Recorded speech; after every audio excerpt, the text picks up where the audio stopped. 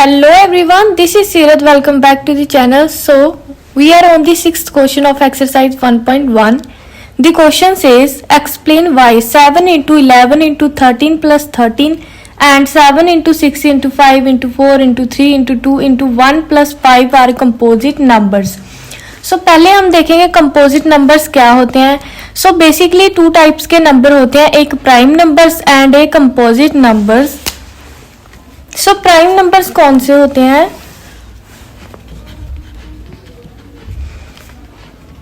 जैसे 2, 3, 5 एंड 7 जो अपने ही टेबल में आते हों. और कंपोजिट नंबर्स कौन से होते हैं?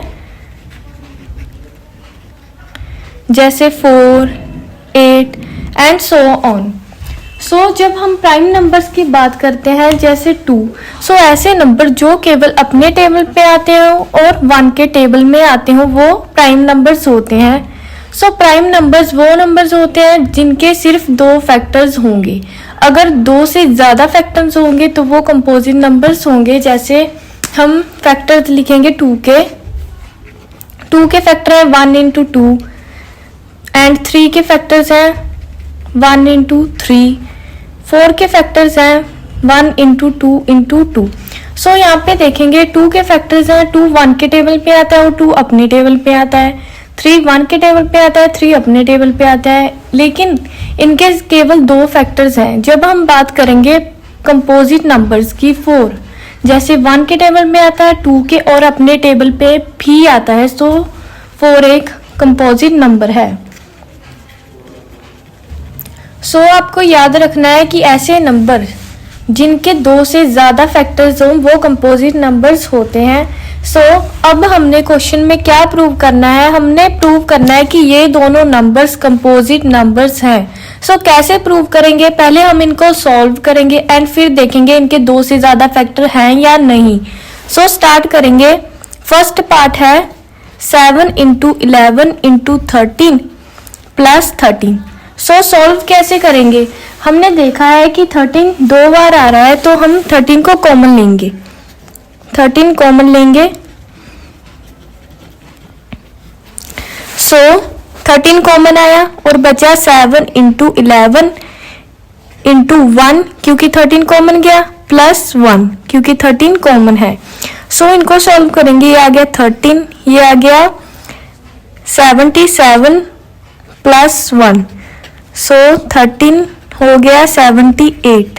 सो अब हम प्राइम फैक्टराइजेशन करेंगे 78 की. सो 78 की प्राइम फैक्टराइजेशन करेंगे. सो क्या आएगा?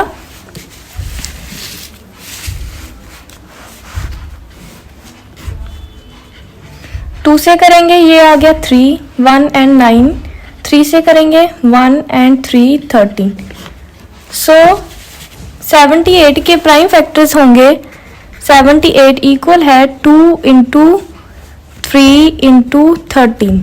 सो हमने देखा जब हम कंपोजिट नंबर्स की बात करेंगे तो हम देखेंगे कि उसके 2 से ज़्यादा फैक्टर्स हैं और 78 के भी 2 से ज़्यादा फैक्टर हैं 2, 3 एंड 13. सो हम कह सकते हैं कि ये नंबर एक कंपोजिट नंबर है, इसके 2 से ज़्यादा फैक्टर हैं. तो हम लिखेंगे therefore this number is a composite number.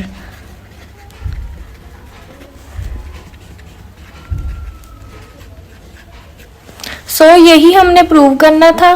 सो हमने ये प्रूव कर लिया. अब हम मूव करते हैं सेकंड पार्ट की तरफ.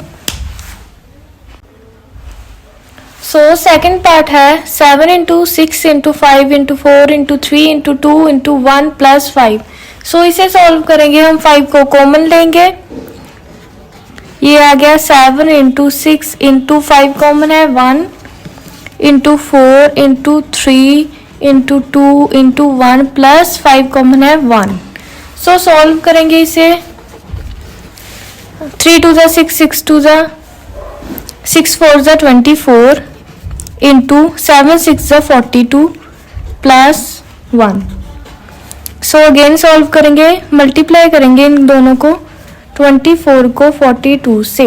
सो ये आ गया 4 2 ज़ा 8 2 2 ज़ा 4 इंटू 4 4 ज़ा 16 1 कैरी 4 2 ज़ा 8 9 and 8 6 7 8 9 10 एंड ये आ गया 10। सो इनको मल्टीप्लाई करके आया 1008 प्लस 1। सो 1008 को प्लस करेंगे 1 से तो ये आ गया 1009। आपने याद रखना है कि 1009 एक प्राइम नंबर है, लेकिन हमने देखना है कि 5 भी साथ में है, तो हम कह सकते हैं इसके फैक्टर्स होंगे 5 इंटू 1009 और एक वही नंबर इंटू 1 तो हर किसी के टेबल में आता है, ठीक है। सो हम कह सकते हैं कि इसके 2 से ज़्यादा फैक्टर्स हैं। सो ये नंबर एक कंपोजिट नंबर है। So therefore this number is composite number. So यही हमने प्रूव करना था इस क्वेश्चन में। सो ये था question number 6। Now we will move to the next question.